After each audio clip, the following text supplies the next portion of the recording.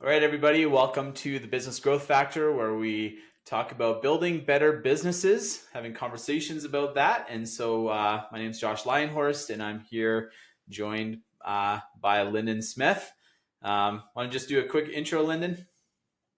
Yeah, sure. My name is Lyndon Smith. I got a company called Expansive Edge. We work with small to medium-sized businesses in the trades, and we help them document their company's knowledge and processes. And we create a business playbook for them so that their entire business can effectively run on information and knowledge. Awesome. Yeah. I feel like as we're talking about systems today and business processes, I'm realizing I don't even have a system for introducing what it is that we do in our business. So, What is it but we that you? also kind of talked about one-liners, and I suppose Google Maps for business from a financial perspective is maybe the best way to summarize it. So, Yeah. So Google Maps anyways, for business for finances in business, right? that's right. Yeah, Love it. correct. Yeah, pretty cool. All right. So today's conversation, I think you mentioned increasing profit through optimizing operations. Yeah, and so yeah, I guess what we wanted to talk about a little bit today was, when we're talking about finding ways for profitability and finding ways to become more profitable in the business. A lot of times, you'll look at your income statement, see where costs might be higher, where you can maybe, because profit is driven by your revenues and your costs, right? I mean, the difference between the two is your profit. So if you can pump up your revenues, you can decrease your costs. You're going to pump up your bottom line. You're going to pump up your profit.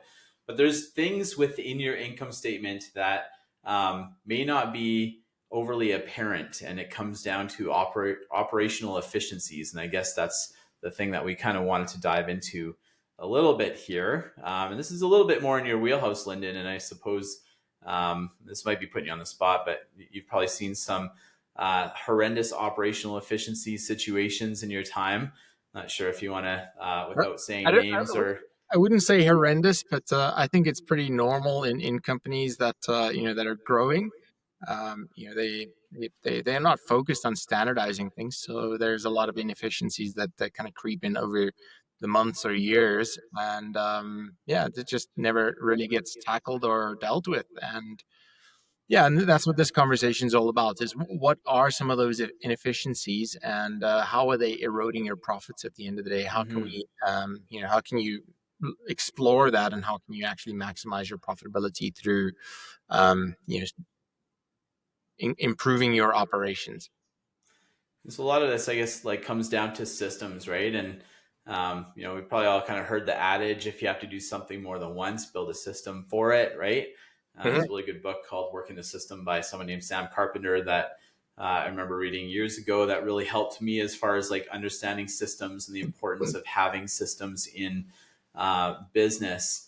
And so, yeah, like if you have to do something more than once, then build a system for it. If you have to build something more than once, then build a template for it, right? So Love the it. next time you sort of have to do it, it's just that much quicker and more straightforward. Um, Yeah. yeah, go ahead. Anything that's repeatable, anything that you're doing more than once, where there's some repeatability in it, create a system for it, documented. Sorry, I know I look a little bit distracted here, but I had a colleague of mine come up to me at my desk earlier today, and he stuck this note on my desk. I don't know if you'll be able to read it there, but it says systems. Sorry, systems are perfectly designed for the results you're getting. So, implying that whatever results you're getting, that's based on the system that you've designed in your company. Sure. I thought it was really cool, so I took a photo of it, and it's here. Might even put it in our email, just like at the bottom of our email signature. So basically, it's saying if there's no results as far as good processes, probably because there's no systems in place to begin 100%. with. Yeah, yeah. If you've got poor results, you probably have poor systems. So, yeah. Um, Part of what I was hoping to cover today in the conversation is just developing your business's operating system, and there's so many parts of that. And before jumping on the call here, Josh, we were talking about project managers, project coordinators, and you had a bit of you elaborated a bit on how how that looks. I don't know if you can maybe dive into that a bit more, and then we can sort of unpack that together. Yeah, and I guess this gets down to the overarching idea again of like in your business, like think of your business like a machine, right? And the machine's going to operate in certain ways, got different parts Mhm. that should move in a certain direction, right? So if all of a sudden, say you have a belt tensioner in your motor that's a little bit loose, your belt's going to be flopping around a little bit more than it should. It's going to wear out. It's going to break Yeah. down. Something's going to not going to work properly, and so you want to keep these things nice and tight. And so probably, yeah, if what I think you're referring to is just like processes, for example, in construction. So if, say you're starting a new project and you have an intake process, right? So starting a new project, setting it up, and so with all your subs, like, hey, we need to make sure they sign off on the subcontract. We need to make sure that they have their insurance, right? That they have their workers' compensation, WCB. And so those are sort of like the steps that are going to happen at the beginning of every project. And so if they don't end up happening, then you're, well, I guess two things to consider in this. One is you're going to have these steps that have to happen for all projects, right? And so you need to Yeah. keep in mind that if you have like 50 projects over the course of the year, like a whole bunch of smaller ones, or maybe you've got just like 10 really large ones over the course of the year, those activities still have to happen. And so just recognizing the potential impact of volume on your business. And so then you want to make sure those processes are really dialed in and efficient, but then also recognize the potential for issues when you don't follow those systems or those processes. I'm not sure if this is what you're getting at. Is the Absolutely, yeah. So if there's no system to follow and your PC, your project coordinator or project manager have missed some steps, and mm, looking that up later down the line, yeah, what impact does that have on your team, on productivity, on your time? How much time are you then like spending, not even investing, because that's not the right term here, but mm-hmm, how much time are you spending to rectify or remedy those issues because your system had some it wasn't there, or it wasn't didn't encompass everything that needed to be complete, or that your team weren't necessarily following the protocol that had been defined for them. So you mentioned mm-hmm, like WCB. There's some things where clients maybe or sub trades, contractors don't get paid because you don't mm-hmm, have these things in place, or you don't get paid and you can't pay your subcontractors. So there's certain components there, mechanisms that if that happens, now you've got to rectify this. You've got to get the finance team involved. You've got to get the project manager involved. You've got to have these conversations together with the vendors, suppliers, mm. contractors, whoever it is, as well as your client to actually resolve this. And how much time is that taking away from everyone? And actually, how much is that actually costing your business in the bigger, broader, For sure. things here? So Yeah, it's a classic example that happens, right? I mean, you think of like, say, general contractor ABC, right? That's, their process is, yes, make sure with the new project, all of our trades have their contract signed and insurance and WCB, all this stuff. And so if you maybe have a project coordinator who's like, oh yeah, we're busy, you're not going to bother with that, I'll do that later, but then they forget because you can't keep these things in your mind, you'll forget, right? yeah, So then when it comes time to paying the subcontractors, it's like, oh, okay, well, they don't have their WCB or they don't have their insurance, so we can't issue a check yet. And oftentimes what ends up happening, partly because maybe not all GCs have good systems in place even for this, is the trade isn't necessarily notified, right? Because there's a stack of checks sitting somewhere or some EFTs were like scheduled, but they weren't included. And it's like, we'll let them know, but oh, we're busy with other stuff. So now they don't know. So then like a week or two goes by and they're like, where's our payment? It's like, oh, well, you didn't have your certificate of insurance. And it's like, well, why didn't you let me know? And all of a sudden things start escalating and maybe it's an electrical contractor that's got a whole bunch of equipment or materials that they have on site, or like an HVAC contractor, right? So there's all this like rooftop equipment that they now have that their vendors like, we need to get paid, like what's going on? And so you have these chains of payment that are now being held up. So then now there's like threats of leaning the job or whatever, and things just escalate and more people have to get involved. And so if you look at like your income statement and you're like, yes, our project coordinators, maybe we have like 5 PCs at our company, and they all kind of sit typically in cost of goods sold, some overhead admin time in the G&A part of the income statement. But within that line item in the cost of goods sold, just recognizing there's stories happening in there that aren't necessarily the best stories, and yeah, maybe other people have gotten involved. And when more people get involved in things that they need to be involved in, it means they're not doing things they should be doing, which means productivity decreases, which means profit decreases. And that's kind of what it comes down to at the end of the day, is right. It's trying to maximize profit for the efforts that we're putting in our business. And so you want to make sure it's systematized so that the work that's being done is efficient, and Yep. so that we're not unnecessarily involving others in an inefficient manner. And I think there's also something to be said about how it erodes your culture internally, and how it erodes the relationships with your trades that you're working with and with your client. You know, it starts, like, oh, you haven't got this done. You know, like now you're wasting our time, you're wasting your time, and you're wasting your subs time. Yeah. There's a lot to consider there. Well, the other So thing to consider too is for example, and I've seen this, is where if you have clients that take a long time to pay. For example, say there's a GC that does a fair amount of work for a particular client, yeah, and say that client is known to take a lot longer to pay than they should, and all the subs for the GC know that, oh, this client, when we work for them, it takes like 45 to 60 days to get paid instead of 30 days or whatever. yeah, When they're pricing out their scope of work on the next project for that client, it will be more money, because they just know, okay, this client takes longer to pay, so we're just gonna inflate the price a little bit more, because there is the whole time value of money component to consider. If it takes longer to get paid, then you should be getting paid more to compensate for that. And so again, those things eat away at the bottom line, right? And so all these things are important to remember. If you can pay your trades quickly and have low friction, then their pricing will probably be, you'll be a preferential customer or client for them to be working with, right? yeah, 100%. You're just leaning into more like the next part of this conversation. I've got a couple of notes here that I think were worth sort of chatting about is transparency, clarity, and communication. So there's so much to that, but effectively, what you want to do is have transparency around like everything that's happening, so everybody's got access to information. Clarity in terms of this is the standard, this is the latest document, the single source of truth. It's easy to find, and then just communication amongst your team. So Mm-hmm.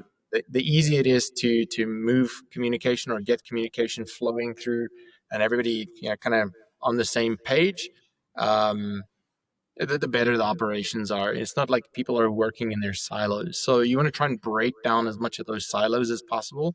And you can do that by creating, dashboards, project dashboards, just centralized areas where people can see and track and monitor exactly what's going on, so that they know when, all right, we're going to be queued in over here. We're going to be responsible for this next part.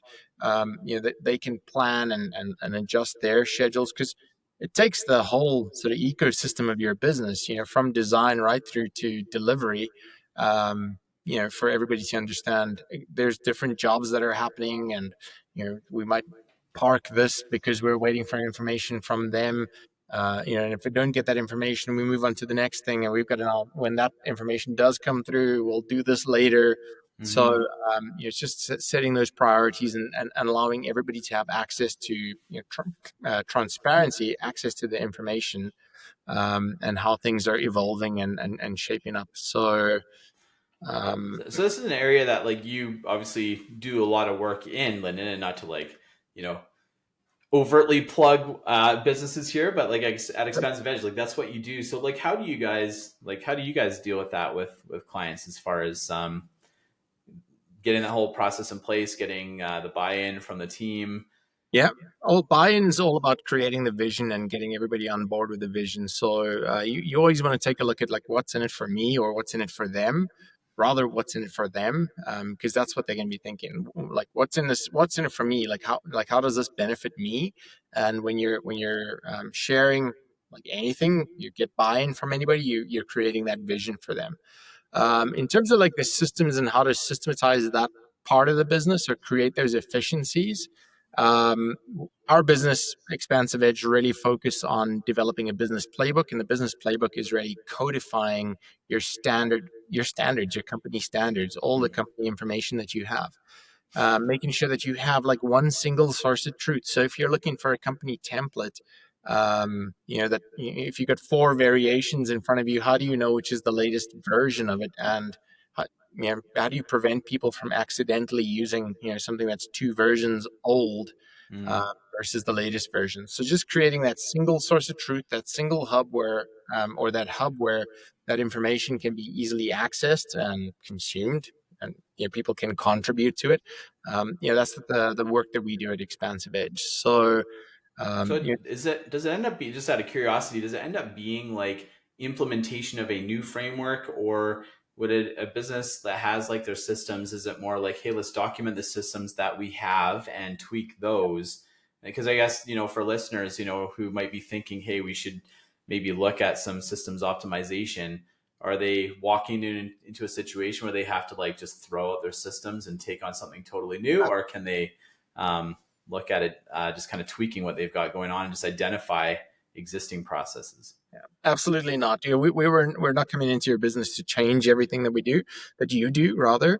The whole idea is that we codify what you do, but that Mm. information, that knowledge sits in so many of your stakeholders, so many of your employees in their brains. And you might have Joe and Bob, two different project managers that have different ways of doing things, but they get the same result, right?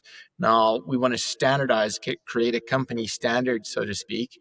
So we codify the best practice. We work with them to understand which is the best way of achieving the same results. Mm. So that if Joe goes on vacation and Bob needs to look after his project, that he can pick up and he can find, where's the stuff being filed? Is the filing structure, folder structure that Bob's using the same as Joe? I think those are the two names I was using earlier.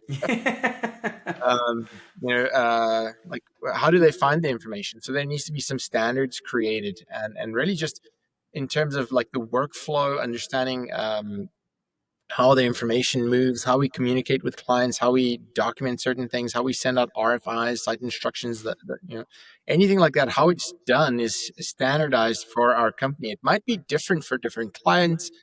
In which case, we've actually documented for this client. That's how we manage this process or this Mm. procedure, right? And then just and again, codifying all of that as best practices for everybody in the company to be able to access. Okay. I guess you brought up a good example there, is just the classic, if somebody goes on vacation, right? Or if they're Yeah. hit by that proverbial bus Or or they win the win lot. that lottery, Yeah. right? So, because yeah, if you have, I guess, good systems in place for people's roles as well, then if somebody goes away for whatever reason, then there's some good steps to follow to fill that gap. So some of these processes that could cover that too, I suppose. Yeah, and it's not just your project manager and project coordinator, right? It goes right through to think of like your administrative assistants. If they went on maternity leave or pat leave, or maybe they were off sick for a week or two, like there's certain things that they do that is like it just keeps the wheels moving in the business. Yes. And when they're not there, it's like, how the hell do we do this, right? Yeah. If you've got a system to refer to, if they've documented it in some way, shape, or form, and it's relatively easy for people to access that, the procedure, someone else can just take the reins, take up the slack for the next week or two, or however long that person's not around, and then when they're back, it's not like the wheels fall off and everything's just chaos. Things are still moving forward. It's not a big deal. It's not Right. like office supplies. Who do we get our paper from? Yeah, Or right. Now you're sending the president to go pick up paper from Staples or something, right?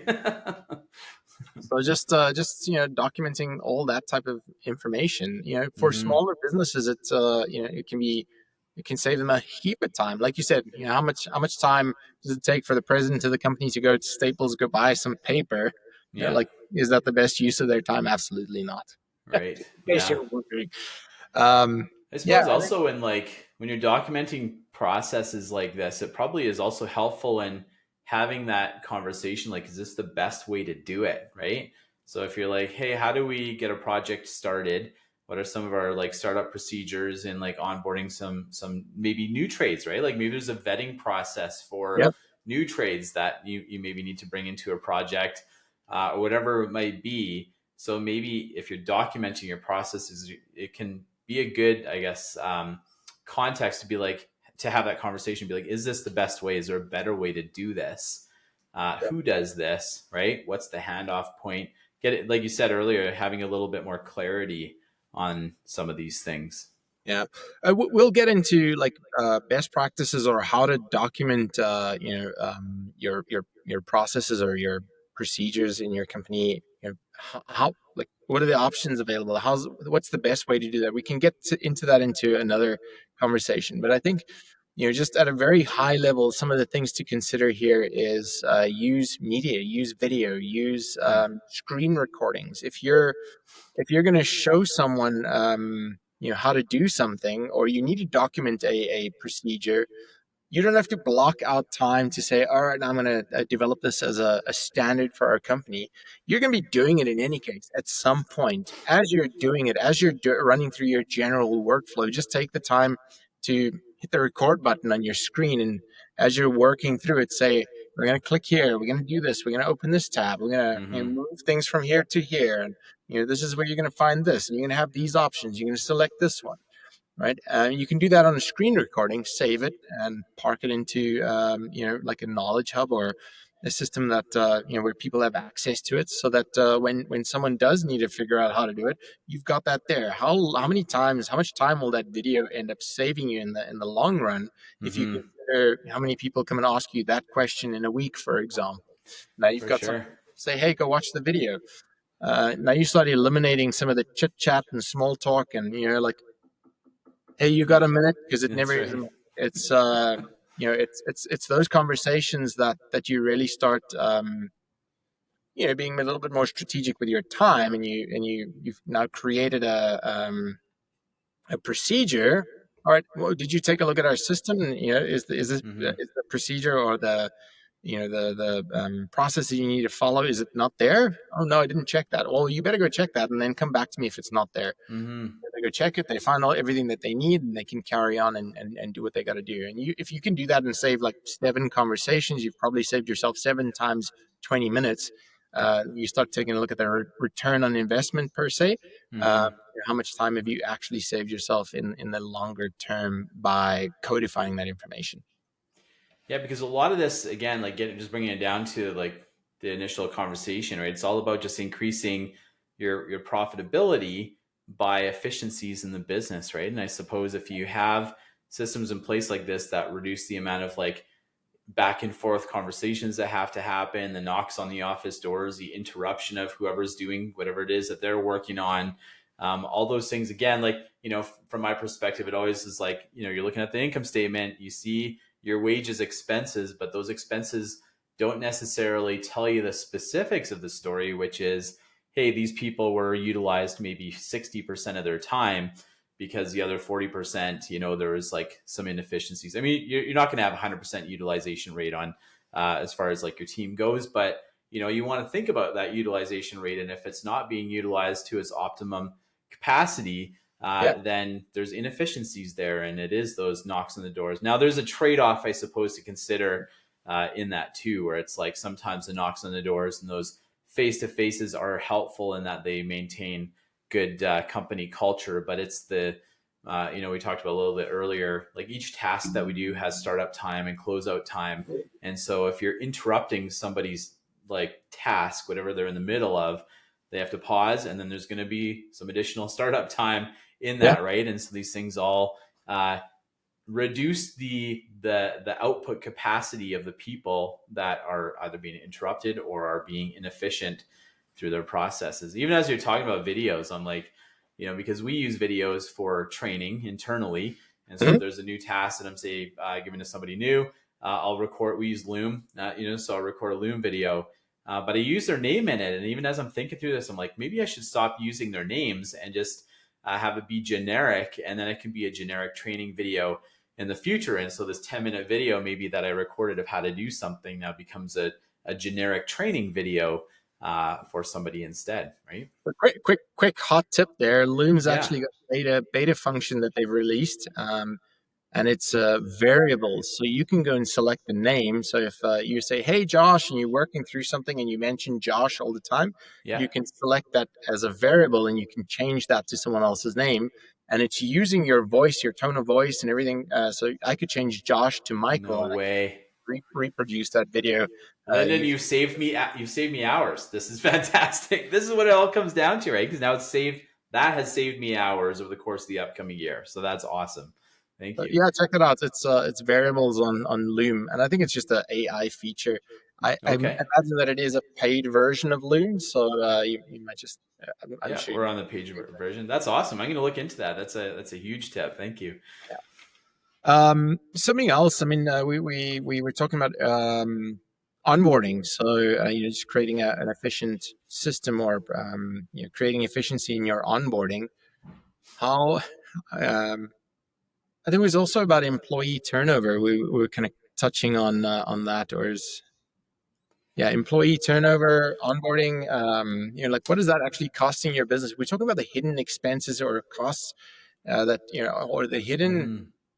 things that are kind of eroding your profitability in your company. When you lose an employee, you're losing all that institutional knowledge, you're losing all that Mm-hmm. information, um, and you're covering the cost of bringing a new hire on board, Yes. getting them up to speed again. So I think there's something else to dig into there. We don't have too much time here, but Mm-hmm. let's jump into that conversation for a bit. Yeah, I think that's. I mean, yeah. Well, when you think of your onboarding process for your employees to make sure that employees are onboarded properly, it's a positive experience, and then to make sure they're sufficiently trained and that their experience in their role is good, then the retention part is key, right? When you can retain good people on your team, because yeah, I mean, one thing we always say to clients is like, if you hire somebody new, you should expect, in addition to their salary and any kind of like other costs, you're going to have at least $5,000 in additional costs just related to low productivity, training time, whatever, like errors, whatever it might be. Just always kind of expect at least $5,000 of additional costs just in that. So, if you're paying 25 grand for a recruiter to replace maybe like a PM, and then you've got another 5 grand of sort of like startup time costs, you're in it for like $30,000. And so when you're thinking about the cost of standardizing processes and making sure things are nicely buttoned as far as their operations go in your company, there's value, and this will be another conversation we'll have. Like there's value on that investment, right? You'll have that return in terms of like avoiding some of those additional expenses your company might have. Yeah, but in terms of like optimizing that as a process in your company, so optimizing your onboarding process to ensure that Mm-hmm. you get the resource up to speed quicker, more effectively, and embedded into your culture. There's some value in that, right? Yeah. But also, I think this is something that I've noticed with a lot of newer with companies are adopting. What do they call it? Like people and culture managers or directors, Mm. and it's to kind of stimulate that culture in the business so that people don't leave, right? Because there's a Yes. cost there. Um, or it's not necessarily a hidden cost, but it starts eroding your profitability. You can imagine you've got a project manager, is halfway through, let's say 3 or 4 projects, or like there's different stages that they're at. Now he's got to hand all of that over to another project manager. That other project manager is got to kind of take up the slack there. There's that handover time that's required Yeah. from the project directors or maybe senior project manager, or operations, that depending on what your organization structure looks like, just to kind of facilitate all of that and make sure that that's happening. How much is that actually costing your Yeah. business? This is what companies are missing. So Mm-hmm. that Because again, you're going to have that salary showing up on the income statement, yes, yeah, but was that salary fully utilized, or no, was that person being drawn into activities that they could have potentially not been drawn into if it weren't for having some good standardized processes? yeah. We're coming up So on our timing here, Lyndon, but just as far as like standardizing in general, like what are some thoughts that you have, and just some of your experiences and how to best do that? standardizing, I think, yeah, thoughts around that. Yeah, like everywhere where you've got repeatable processes, try and standardize that as far as possible. You know, anything that's repeatable in your business, create a standard, create documented, create a standard. Um, you're always going to have people doing things. You know, like I'm always going to use a project manager as an example, or designer as an example. Try and figure out like what your company's best practices are, and then codify that, document that. Once you've got that documented, we can always challenge that and make it better and Hmm. optimize. But if you don't have that standard that exists, there's nothing to improve on. You know, there's not that dartboard to say that's what we're always aiming towards. That's the standard that we're aiming towards. You're kind of maybe pointing in that direction or that direction. So it gives you a like a guide on, you know, like what the expectations are as at a minimum for the company. Um, Create a knowledge hub. You know, set something up where people have access to your information, where you have that one single source of truth for everybody to you know to access your company information. The last thing, and I think this is a pain that I've I've experienced in my life for sure, and I'm sure everybody has at some point, is you want people to be able to access documentation easily like that. Um, Hmm. be the single source of truth, not have like four variations of a document in front of them. What is that costing your business? You know, there's so many things to consider there. How, you know, how long is it taking you to hunt for a document where, you know, if you just got it within the first minute of looking for it, Hmm. you know, versus 20 minutes to try and identify, is this the latest one, or working on something that's outdated and then having to redo that work on another document or a Hmm. template later on. So just codifying your information into a central knowledge hub and making sure that there's ownership, you know, in terms of keeping it up to date. Um, yeah, there's so much that I can leave you with here, but this is a really sort of extensive topic, and I think we're going to drill into some more of these details in future conversations. But this was a really high level on, you know, operations, you know, and the efficiencies around that, and how you can actually, how it starts eroding at your profitability in your company without you even recognizing it. Hmm. Yeah. Okay. Anything from your side, Josh? Any sort of key takeaways or anything that you want to leave? Well, like, the key takeaway for me is that variables thing from Loom. So again, like, I mean, this is all getting back to the whole idea of like, how do we maximize profitability in the company? Yeah. And one of the key ways is efficiencies, right? I mean, and operational efficiency and trying to find ways to tweak things. And yeah, it's a simple example, but recording a 10-minute Loom video of how to do something, and then just replacing a name so I don't have to redo that 10-minute video for somebody else. That's Yeah. huge. That actually would say, yeah, it saved me hours over the course of a year. So, you know, things like that. I'm going to look into that. There's this is a conversation maybe for a different time, but even something as simple as our scheduling links that we use through HubSpot. You know, depending on the nature of the conversation that somebody wants to have, we've got like 20-minute, 30-minute, 45-minute, 60-minute links. And so depending on that, I'm like, oh, okay, so then I have to hop into HubSpot to go grab it. And so I have to log into HubSpot, and it's like this 45-second process where I'm like, I just have those links sitting somewhere readily available where it's just a Snippets. quick fill, ready to go, right? It's all these things that, again, they're small. They don't take a lot of time in the moment, or resources. But when you think of how they multiply over the course of a year with one person and maybe with hundreds of people, depending on the size of your team, all of a sudden that translates into real numbers that are material relative to your bottom line. And that's what we're looking to enhance here. So Yeah. that's my takeaway.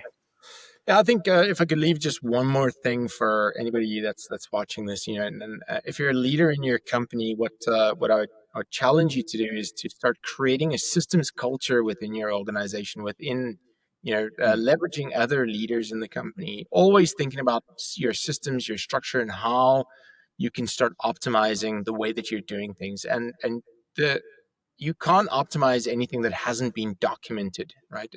Don't even, just the first place to start is document how you're currently doing it.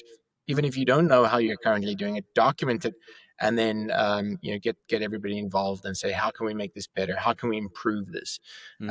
It's the starting point, and create that systems culture where you're continually improving on what you have, what you've created, and then you know, that's kind of where the magic happens. little side benefit, just I know we're pushing time here, but even just the impact that that might have on a new person that you bring onto your team. If they come in, the onboarding process is tight, you've got good systems in place, it creates an expectation when they come in. They're like, okay, this is like a high excellence culture where we do things a certain way instead of like, yeah, here's a bunch of stuff, like just go and do it, right? That does not look very well coordinated or managed. Figure it So out and let me know. Let me know what you if you got any questions. yeah. Yeah, Excellent. Well, thanks, Lyndon. I appreciate your insight in this. This is an area of your expertise that was very helpful to dive into this, and hopefully there are some good nuggets there for the listeners. And other than that, we'll chat to you next time. good. Thanks, Josh. Thanks everybody for listening, and see you again.